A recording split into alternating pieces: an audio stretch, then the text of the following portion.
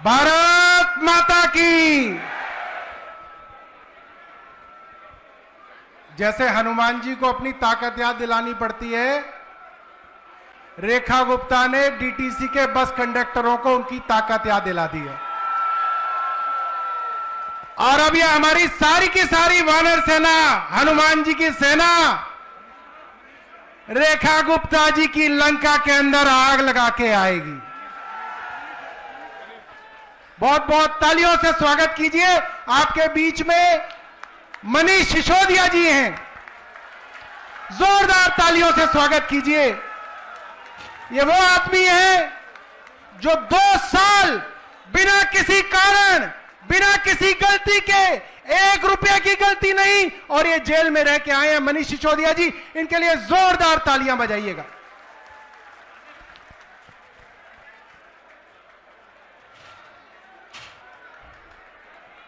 तो भाई, जितने भी हमारे डीटीसी के कंडक्टर भाई आए हैं और जितने भी बस मार्शल आए हैं और जितने भी मोहल्ला क्लिनिक से निकाले हुए हमारे फार्मासिस्ट, हमारे नर्स, हमारे डॉक्टर, हमारे एमटीडब्ल्यू, अस्पतालों से निकाले गए डेटा एंट्री ऑपरेटर, डिम्स के कर्मचारी, एक बार सारे के सारे ये लोग दोनों हाथ हवा में उठा के मुट्ठी बंद करके गोपाल राय जी के स्टाइल में पूरे जोश से, इतने जोश से कि वहां बैठी रेखा गुप्ता का सिंहासन हिल जाए, जोश से कहेंगे भारत माता की, भारत माता की, भारत माता की। ये जो रात से पुलिस की नींद उड़ी हुई है, ये आम आदमी पार्टी की वजह से नहीं उड़ी हुई। ये नींद बस कंडक्टर और बस मार्शलों की वजह से उड़ी हुई है। मैं आप लोगों को बताना चाहता हूं, हजारों युवा जिनको नौकरी से निकाला गया है, उनसे क्यों सरकार डर रही है? ये देखो, हमारी एलईडी अभी आधी लगी है। कभी आपने ऐसा स्टेज देखा जिसमें एलईडी यहां पे इतनी सी लगी हो? यहां का डीसीपी आया सुबह सुबह और उसने हमारी एलईडी उतार ली। आप सोचिए, डीसीपी कह रहा है एलईडी की परमिशन नहीं है।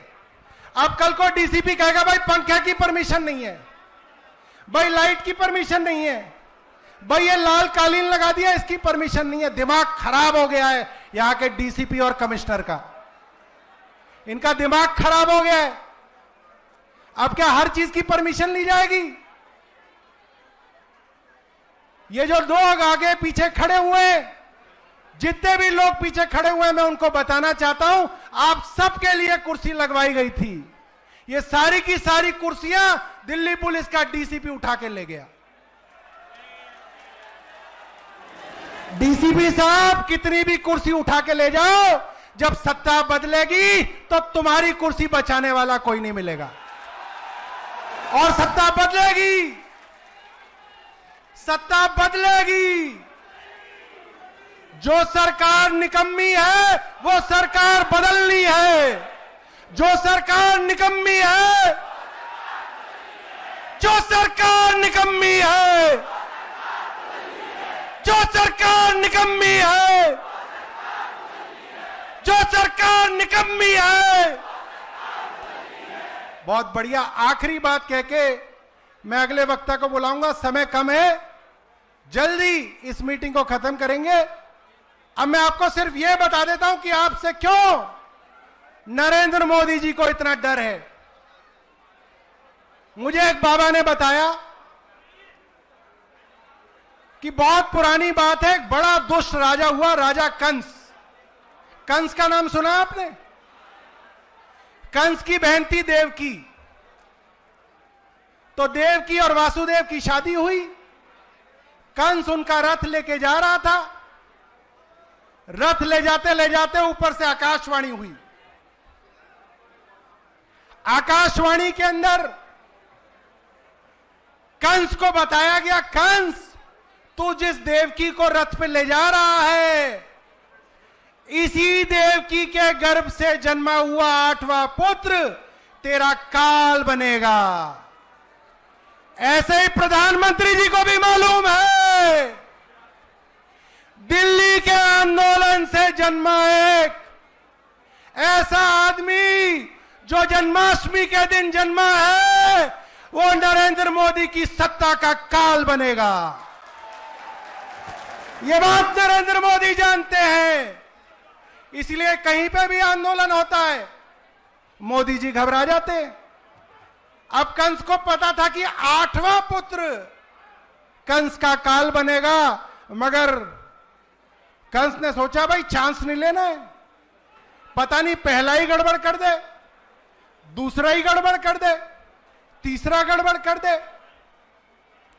तो कंस ने कहा कि मैं देवकी की हत्या कर देता हूं, मगर वासुदेव जी ने कहा आप अपनी बहन की हत्या मत करो।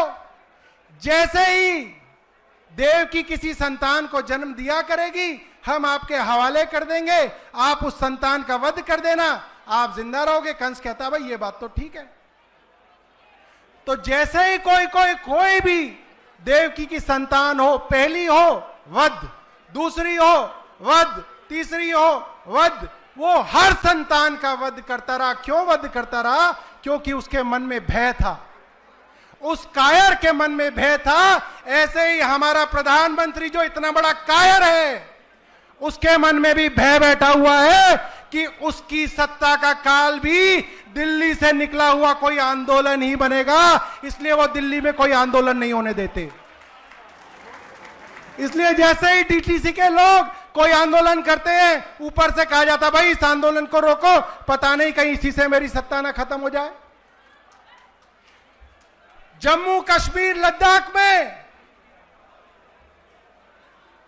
महराज मलिक एक आंदोलन करते हैं, प्रधानमंत्री कहते हैं भाई इसको जेल में डालो, पता नहीं कहीं यही मेरी सत्ता ना लूट ले। लद्दाख के अंदर सोनम वांगचुक गांधी के कदमों पर चलते हुए आंदोलन करते हैं। प्रधानमंत्री जी ने उनको 157 दिन से जेल में डाल रखा है, क्योंकि उनको डर है कि किसी आंदोलन से मेरी सत्ता जाएगी।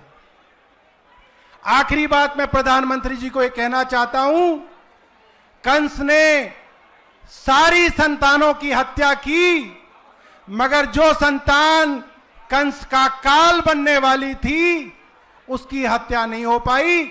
इसीलिए बोलता हूं, आपने सोचा था आप केजरीवाल को बदनाम करके, उसको भ्रष्टाचारी बता के, उसको बेईमान बता के उसकी राजनीतिक हत्या कर दोगे, मगर भगवान को कुछ और मंजूर है। भारतीय जनता पार्टी वाले कह रहे हैं अभी तो हाई कोर्ट है, अभी तो सुप्रीम कोर्ट है। मैं भारतीय जनता पार्टी वालों को बताना चाहता हूं, सबसे पहले और सबसे ऊपर वाले का कोर्ट है, उसके ऊपर कोई कोर्ट नहीं है। जो ऊपर वाले का कोर्ट है उसके अंदर भारतीय जनता पार्टी को क्षमा नहीं मिलेगी, और अरविंद केजरीवाल के हाथों ही नरेंद्र मोदी की सत्ता जाएगी और जरूर जाएगी।